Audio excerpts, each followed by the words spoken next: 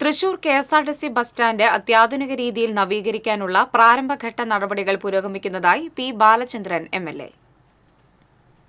തൃശൂരിൽ മാധ്യമപ്രവർത്തകരോട് സംസാരിക്കുകയായിരുന്നു എം.എൽ.എ.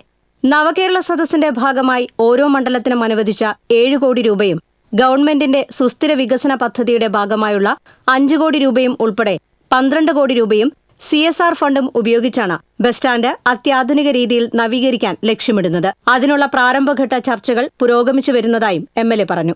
ആ 7 കോടി രൂപയും എം.എൽ.എയുടെ സുസ്ഥിര വികസന ഫണ്ടിൽ നിന്ന് 5 കോടി രൂപയും മാറ്റിവെച്ച് മോശമായ അവസ്ഥയിലുള്ള ട്രാൻസ്പോർട്ട് ബസ് സ്റ്റാൻഡ് നവീകരിക്കണം എന്നുദ്ദേശിക്കുകയാണ്. തൃശ്ശൂരിൻ്റെ കൾച്ചറൽ ഹെറിറ്റേജിനനുസൃതമായ രൂപരേഖ തയ്യാറാക്കിയിട്ടുണ്ട്. നമുക്ക് കിട്ടാവുന്ന CSR ഫണ്ടുകൾ ശേഖരിച്ച് വളരെ നല്ല രീതിയിലുള്ള ഒരു ട്രാൻസ്പോർട്ട് സ്റ്റാൻഡ് നമുക്ക് നിലവിൽ കൊണ്ടുവരണം. വലിയ ഷോപ്പിംഗ് കോംപ്ലക്സ് പണിയാതെ യാത്രക്കാർക്ക് ആവശ്യമായ അടിസ്ഥാന വികസന സൗകര്യങ്ങളായിരിക്കും സ്റ്റാൻഡിൽ ഒരുക്കുക.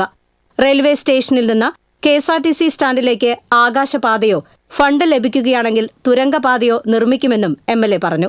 അതുപോലെ തന്നെ റെയിൽവേ സ്റ്റേഷനിൽ വന്നിറങ്ങുന്നവർക്ക് വേഗത്തിൽ ട്രാൻസ്പോർട്ട് ബസ് സ്റ്റാൻഡിലേക്ക് എത്താൻ കഴിയുന്ന വിധത്തിൽ ഒരു ആകാശപാത പണം നമുക്ക് കിട്ടുകയാണെന്ന് വെച്ചാൽ തുരങ്കപാതയായിട്ട് അതിനെ വികസിപ്പിക്കും.